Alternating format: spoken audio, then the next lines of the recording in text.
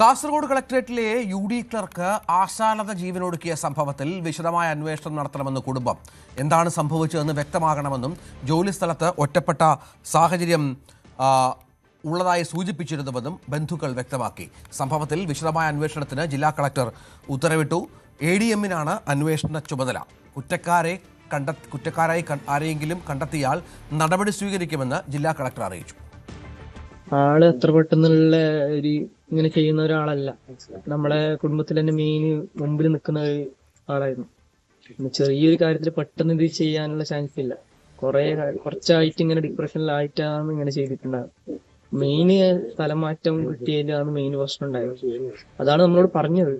വേറെ പ്രശ്നങ്ങളുണ്ടോന്ന് അറിയില്ല. തലേ ദിവസം ഓഫീസിലൊക്കെ ആടെ വിളിച്ചിട്ട് സംസാരിക്കുന്നുണ്ടായിരുന്നു. അപ്പൊ അത് ഫോൺ കൊടുത്തിട്ടുണ്ട് സ്റ്റേഷനിൽ. അപ്പൊ അത് നോക്കിയിട്ട് അവര് പറയാന്നാണ് പറഞ്ഞത്. ഇപ്പൊ നാട്ടിലായെങ്കിലും ഓഫീസിലായെങ്കിലും ഒരു യൂണിയനിലായെങ്കിലും മെയിൻ സജീവമായിട്ട് പ്രവർത്തിച്ചുകൊണ്ടായിരുന്നു. അതുകൊണ്ട് തന്നെ അവർക്ക് സ്ഥലം മാറ്റുന്നത് പറയുമ്പോൾ തന്നെ, അതായത് ഭരണം മാറിയിട്ടായിട്ട് തന്നെ പറഞ്ഞിരുന്നു. കുറച്ചാളെ നമ്മള് നോട്ടബിൾ ആയിട്ട് വെച്ചിട്ടുണ്ട്. അപ്പോ അടുത്തേക്ക് മാറ്റെന്ന് പറയാൻ കഴിയാന്നല്ല പറഞ്ഞിട്ടുണ്ടായിരുന്നു. എന്തുകൊണ്ട് ഇതിങ്ങനെ ചെയ്തു എന്നുള്ളത് പറയുന്നുള്ള ഇതാണ്.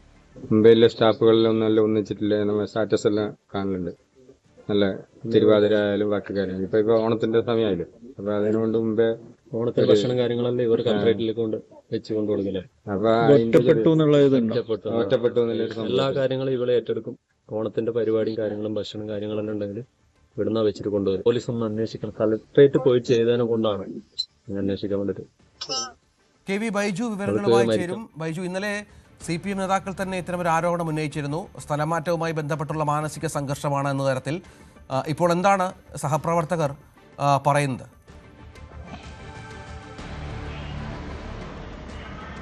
രഞ്ജിത്തെ, പ്രതിപക്ഷ നേതാവ് പിണറായി വിജയനാണ് ഇത്തരത്തിലുള്ള ഒരു ആരോപണം ഫേസ്ബുക്ക് പോസ്റ്റ് വഴി ഉന്നയിച്ചത്. അതിന് തൊട്ടു പിന്നാലെ VD സതീശന്റെ പ്രതികരണം വന്നു. അതായത് സ്ഥലമാറ്റം ഉണ്ടായത് CPM-ന്റെ ഭരണകാലത്ത് നിന്നായിരുന്നു VD സതീശന്റെ പ്രതികരണം. എന്തായാലും ഇതിൽ ഗുരുതരമായ ആരോപണം ഇപ്പോൾ കുടുംബം ഉന്നയിച്ചിരിക്കുന്നു. അതാണ് ഇതിൽ ഏറ്റവും പ്രധാനം.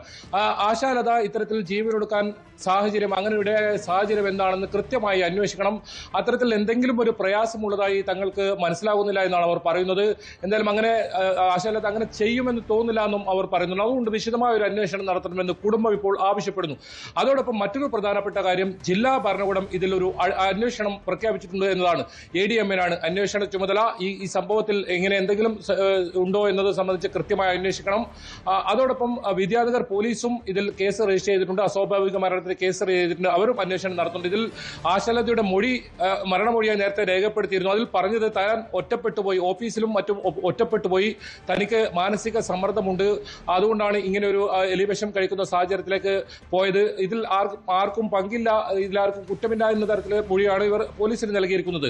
എന്തായാലും വെള്ളിയാഴ്ച 12 മണിയോടുകൂടി കലക്ടറേറ്റിൽ ഇവരെത്തുന്നു. ഇവരുടെ സ്വന്തം കാറിലിരുന്ന് ഐസ്ക്രീമിലാണ് എലിവേഷൻ കഴിക്കുന്നത്. പിന്നീട് ഇവർ തന്നെ ആശുപത്രിയിൽ പോകുന്നു. താൻ എലിവേഷൻ കഴിച്ചു എന്ന് പറയുന്നു. ഗുരുതരാവസ്ഥയിലാകുന്നു. കോഴിക്കോട് മെഡിക്കൽ കോളേജിൽ പ്രവേശിപ്പിക്കുന്നു. ഞായറാഴ്ച രാവിലെയോട് കൂടിയാണ് ആശാലത മരണപ്പെടുന്നത്.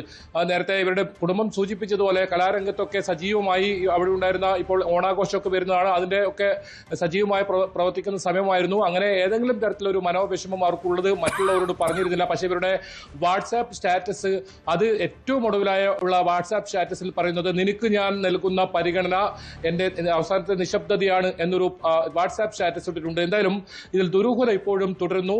ഇതിലൊരു അന്വേഷണം നടത്തി കൃത്യമായൊരു ഉത്തരം കണ്ടെത്തണമെന്ന ആവശ്യം കുടുംബം മുന്നോട്ട് വെക്കുന്നു. ജില്ലാ ഭരണകൂടവും ഇതിൽ അന്വേഷണത്തിന് ഉത്തരവിട്ടിരിക്കുന്നു. രഞ്ജിത്ത്. ശരി.